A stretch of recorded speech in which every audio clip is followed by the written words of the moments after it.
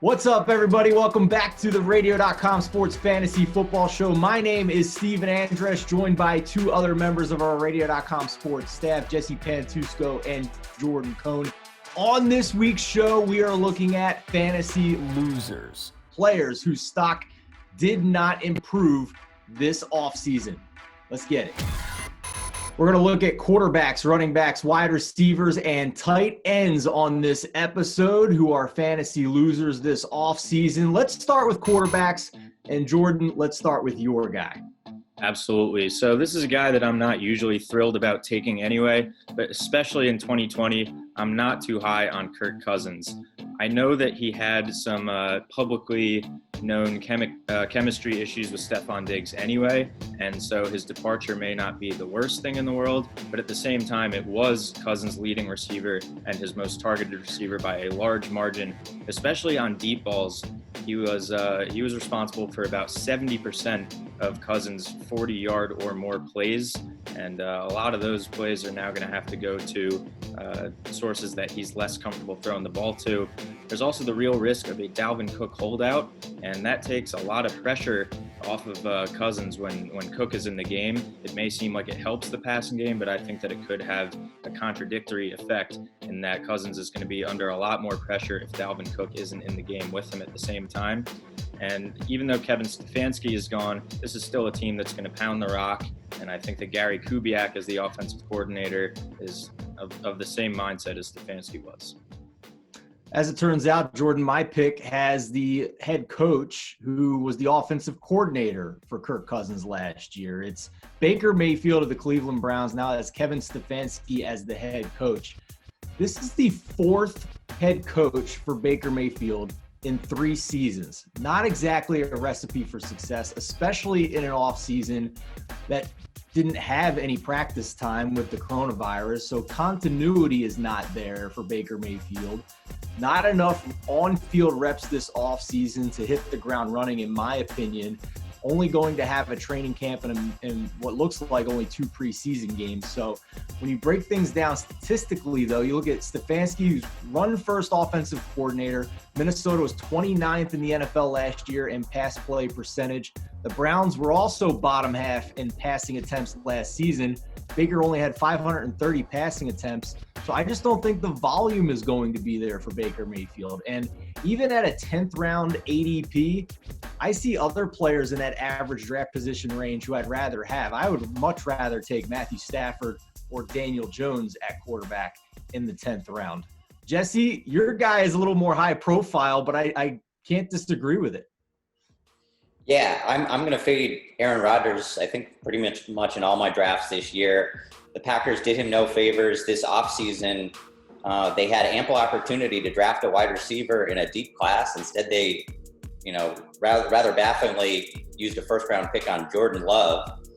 And now they return a pretty bare-bones receiving core, which is basically Devontae Adams, who's going to see double coverage and shadow coverage on a weekly basis, and just sort of a spare part supporting cast with guys like Alan Lazard and Marcus Valdes-Scantling. And the Packers in 2018 they actually threw on the highest percentage of their plays, but last season under first-year head coach Matt LaFleur coming over from Tennessee, they were much more balanced. They only threw on 59.8% of their plays, which was middle of the pack, 16th. And I think that we'll see that trend continue with Aaron Jones coming off a 19 touchdown season and after drafting A.J. Dillon. And Aaron Rodgers, he in his prime was one of the more athletic mobile quarterbacks in the game. And that's something we look for in fantasy rushing yards with guys like Lamar Jackson and Josh Allen. And, after years of injuries, we're just not really seeing that as a part of Rodgers' repertoire anymore. Last year, he averaged 11.4 rushing yards per game, which was a career low. I agree with everything you said on him. These are 3 guys that I probably won't have on any of my teams this year. Let's move on to running backs. And Jesse, we'll start with you on this one. A guy who was awesome despite being kind of an older running back when you look at how running backs go in their career arcs, but I'm not a fan of this guy either in 2020. Yeah, Mark Ingram from Baltimore. He was excellent in his debut season with the Ravens last year, rushed for over 1,000 yards, went for 10 touchdowns on, I guess, statistically the best rushing attack in NFL history. They had the most rushing yards ever. But as you mentioned, he's a veteran back. He turned 30 in December, and that's typically an age where we start to see running backs decline after years of wear and tear. And although he was able to thrive last year, Baltimore added another running back to what was already a pretty crowded Baltimore backfield, with J.K. Dobbins coming off a 21 touchdown season at Ohio State, a guy that they, used a second round pick on and are pretty high on. And I imagine that, I just think Ingram is probably going to have to settle for a committee role, might end up losing goal line looks to Dobbins. Lamar Jackson tucks and runs a lot. He actually led the team in rushing last year. I just think it's a case of too many cooks in the kitchen, and I think Ingram's a solid player, but just can't rely on his volume as a, mid-round RB2 like we would have in years past. And Jordan, for you, maybe a similar situation with Mark Ingram here with your selection, a guy who saw their team spend high draft capital on a rookie running back. Yeah, I'm going to go with Marlon Mack of the Indianapolis Colts here. I could honestly see Marlon Mack's role completely dissipating as the season goes on. I think that Jonathan Taylor has the potential to become that lead feature back pretty early into the season. And I also think that Nyheim Hines, as well as Taylor, has a lot of pass catching potential, which could also diminish Mack's role in that light. And despite all of this, Mack's ADP is still higher than guys like Phillip Lindsay, Kerryon Johnson, Tevin Coleman, Latavius Murray, guys who I see having a more concrete role with their team throughout the year, despite maybe playing second fiddle. So I would just choose to avoid Mack as a whole this season. One thing I'd like to interject about Mack is he's in the last year of his rookie contract, and obviously, Jonathan Taylor, 3-time All-American at Wisconsin. I think there's a chance we could see Mack, now that he's expendable, traded before the trade deadline this year, and that adds a whole nother layer of uncertainty to him. It's a very good point. Yeah, and the Colts love Jonathan Taylor so much they almost spent an even earlier pick to get him and still wound up getting him with their next pick in the second round too. So the love is real there in Indianapolis.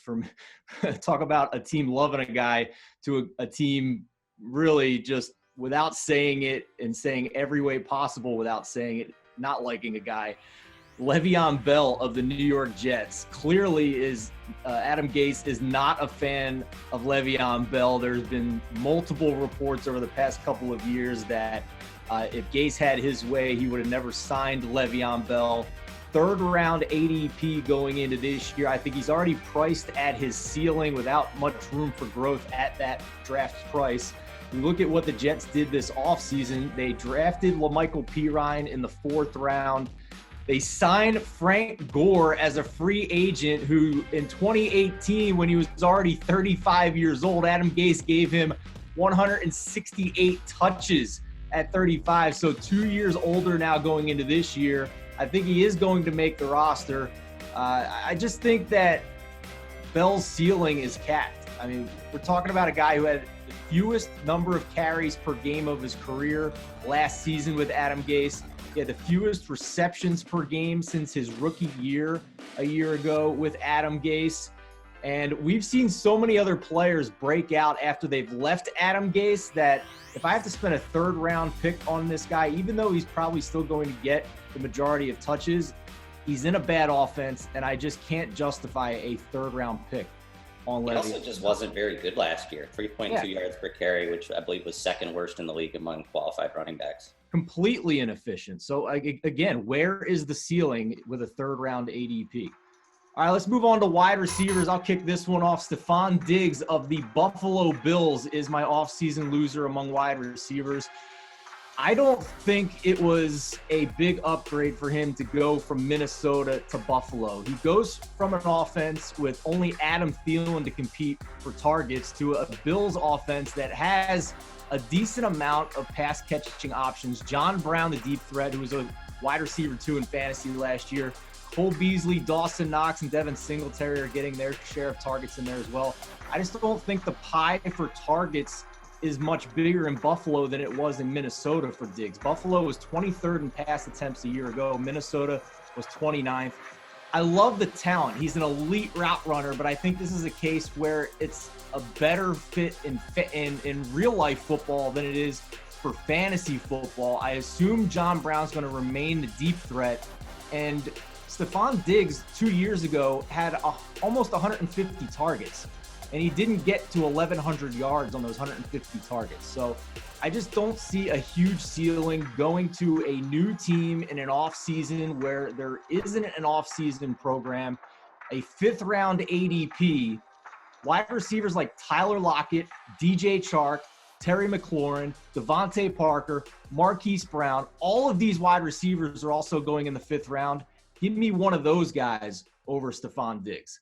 Jordan, let's go over to you. This guy, before he got hurt, was a top 5 wide receiver in all of fantasy last year, but you're not on the hype train, apparently. I'm not, and I think that Mike Evans is a top 5 wide receiver in the NFL, arguably. However, as pointless as it sounds to say, I know that the Bucs offense is going to be better under Tom Brady. But fantasy-wise, I think that Jameis Winston was the better quarterback for Mike Evans to put up those hefty numbers that we're so used to seeing. I know that all the metrics and all the analysis and the videos and all that stuff says that Brady's arm is still fine at the ripe old age of 42, but he just does not have the ability, I don't think, that Jameis had to huck up the deep ball, or just the tendency to just keep launching that ball up there. They're also not going to be in as many shootouts this year. I don't think that Tom Brady is going to be throwing pick sixes and getting the ball right back to throw another Hail Mary. And I just feel like Jameis Winston made Mike Evans' situation a lot friendlier in terms of fantasy points. There's also a guy named Gronk in town, and I think he's going to take away a lot of targets. Brady loves throwing to his tight ends, and so O.J. Howard, Cameron Brate, Gronk, they could all have significant roles. All of this, I think, detracts from Mike Evans' fantasy value. Jesse, do you agree or disagree with that? And then who is your guy? Yeah, I for pretty much all the reasons that Jordan just named, it's a busy receiving core with Godwin, who kind of took over as the guy last year. And obviously we know Brady's chemistry with Gronk, his top target in New England for the better part of a decade. And also Tyler Johnson, a 5th round receiver coming out of Minnesota, who looked pretty good in college last year. So I just don't think the volume's there for him. I'd still take Brady over Phillip Rivers, who's the quarterback for your offseason loser. Yeah, I think there are a lot of reasons not to like T.Y. Hilton this year.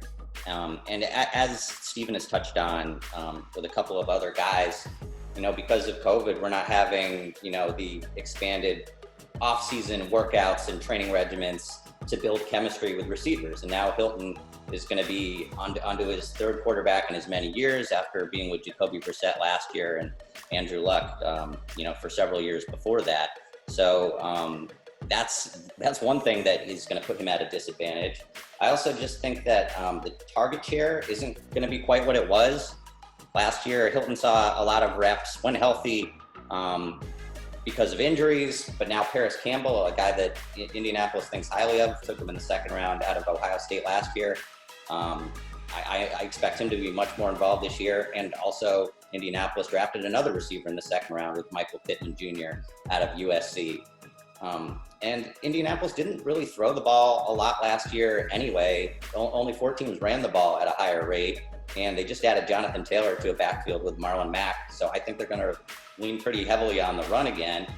Another note here is that Phillip Rivers has a history of feeding tight ends. He did it with Antonio Gates for almost 20 years and Hunter Henry the last several seasons. So I think we're going to see Jack Doyle maybe take on a larger red zone role, which again hurts Hilton in fantasy. Yeah, I can't disagree with anything you just said whatsoever. Let's move on to tight ends here. And I'll start this one off again. This is a guy who was a top 5 tight end last year, really a breakout in 2019. Austin Hooper. But he's not on the Atlanta Falcons anymore. He's on the Cleveland Browns, signed a rich free agent contract. And Hooper, to me, is just going from an awesome offense to get targets as a tight end to an offense where there is a ton of competition with Odell Beckham and Jarvis Landry already there. The Falcons had 684 pass attempts last year. That led the NFL.